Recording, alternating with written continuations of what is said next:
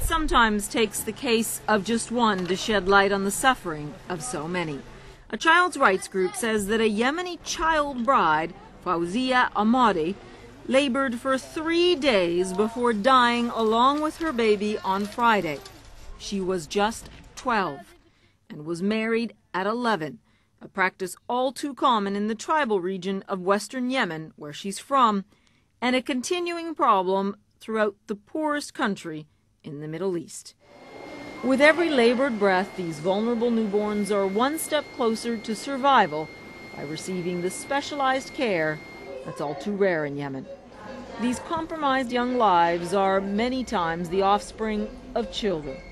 And at bedsides throughout the maternity ward in Yemen's capital, Sana'a, there are stories of girls too young to have children who die trying.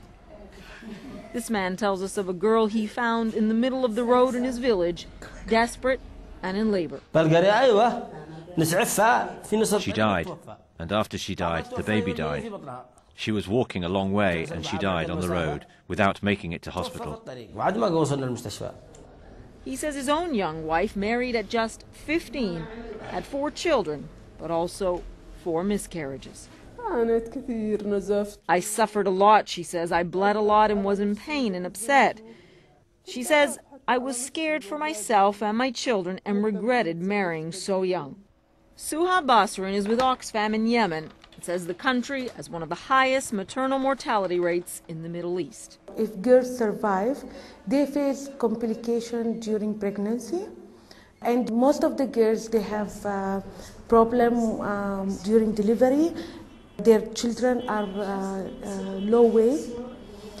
They have anemia, low hemoglobin, because the girl herself, her body is not ready to bear a child.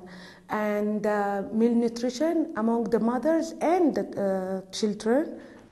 The cycle of maternal death is carried on many times by the cultural tradition of child brides.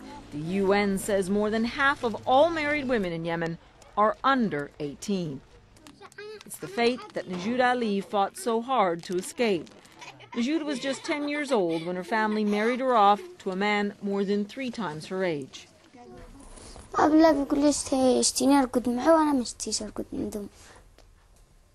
In a highly publicized case, Najoud demanded and received a divorce.